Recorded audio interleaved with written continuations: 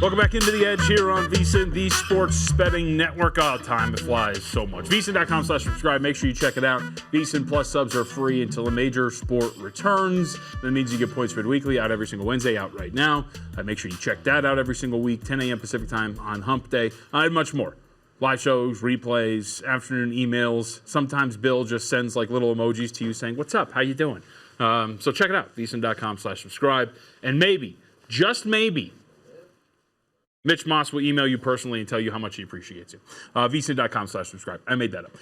All right, really quickly, because I am, kind of into this and what's going on. The featured group, at least right now, in terms of the PGA Tour coverage, among them Webb Simpson, who just missed. What do you guys think? Was that like a 9-foot putt for birdie that Webb Simpson just missed? You guys were just watching?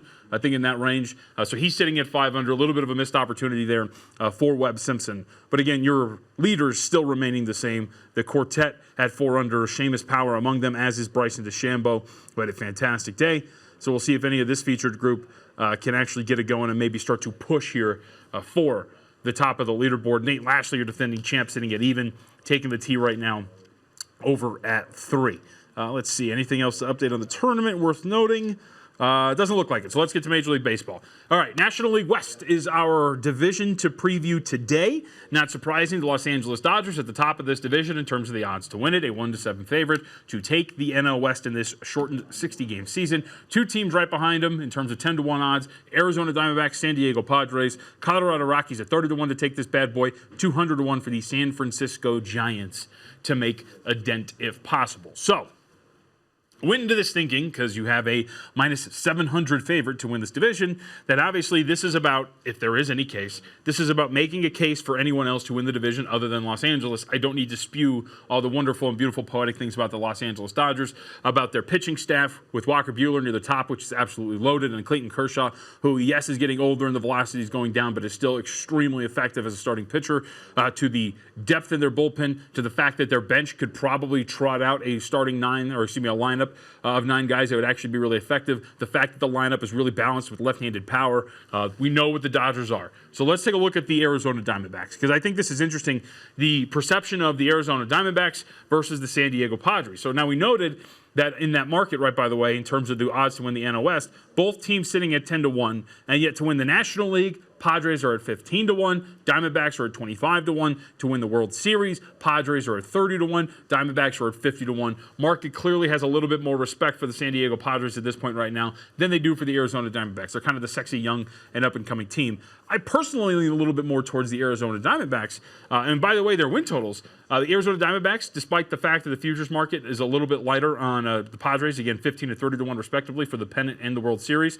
Arizona Diamondbacks win total, just one higher, 31.5 compared to 30.5 for the San Diego Padres. So, Arizona, first off, pitching staff, right? Is it going to be as good as we thought it was going to be? Remember, at the beginning of our stint here on the new revamped Edge for our buy low, sell high, Zach Gallen was the first pitcher that we talked about on our sell high list because the market may be overreacting, for lack of a better term, but maybe a little too high on a Zach Gallen, and some of the prices might be a little out of whack, right? We've talked about the issue that he's walking a lot of guys, hard contact rate's a little up, although he does strike out guys at a pretty high rate. So let's look at the rest of the staff, right? Madison Bumgarner, a fine addition to a pitching staff overall. There's some worrisome signs, in my opinion, though, about Madison Bumgarner as a starting pitcher, right?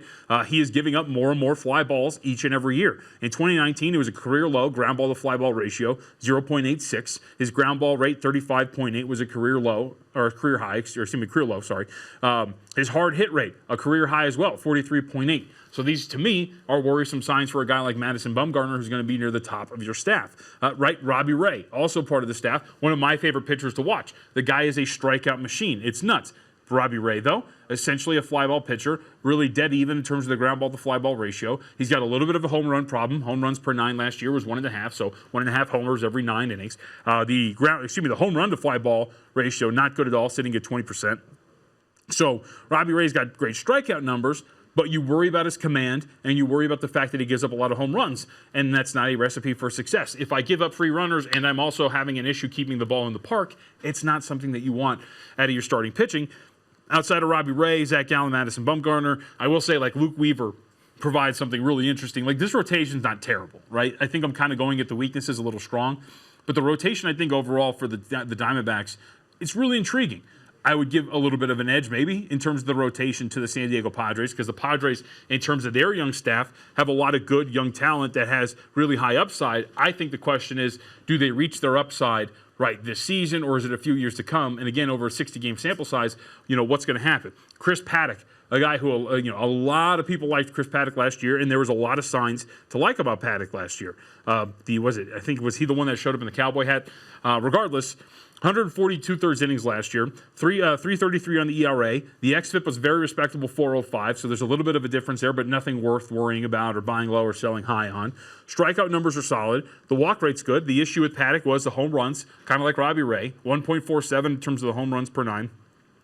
And the hard hit rate was over 40%. It was at 42.1.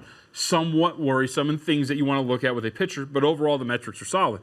Outside of that, Dinelson Lamet, coming off of a major injury, but still very good, projects to have a fielding independent of about 497 or 397.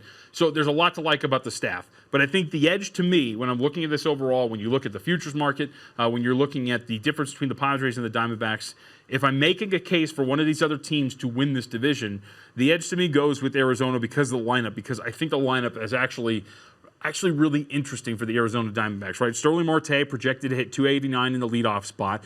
Ketel Marte behind him projected 296 with 9 homers and 30 RBI. They have a little bit of pop with Eduardo Escobar, who's projected to hit 10 and 34. Christian Walker is projected to hit about 10 home runs as well, but both are about 260 hitters. But what I like the most about the Diamondbacks lineup is there's balance, right? Projected over a 60-game season, right? They have 3 guys who can hit 280 to 300. Only 1 hitter is projected to hit double-digit home runs, but 6 of their projected lineup is in the range of 8 to 9 home runs. So there's a lot of balance with guys who are really effective in multiple parts of their game in terms of their swing. So that's what I find interesting about this Diamondbacks, Padres, I don't know if you want to call it, I guess you call it a rivalry, whatever it is, with the market and the way these two teams view each other. You look at the Padres lineup, and there's some intriguing pieces, but Tatis, Tommy Pham, projected to be 270 hitters, along with Manny Machado. That's near the top of your lineup, right? Your best hitter from an average perspective is going to be Machado at 273 or Pham at 276. But outside of that, you have a whole bunch of guys projected to hit about a 240, 250, 260 with some good pop, like Machado over 60-game season, probably 13 home runs. Tatis could hit 11, and defensively, the San Diego Padres have a lot to like. But if I'm taking this all as a whole, and if I'm making a case for one team outside of the Dodgers to win this, there's clearly a little bit more value with the Diamondbacks, and I think there's a little bit more to like if we're balancing it out with the Arizona Diamondbacks. And that's where I think if we're going to play this at all, like 10-1 to win an NL West or anything like that, I'd rather have Arizona in my pocket than I would San Diego. And the odds are clearly diluted when you look at National League and World Series, considering that the public betting market really likes San Diego. So when we come back, NBA, Nothing But Analytics is a wrap of the edge and sends you off into the weekend.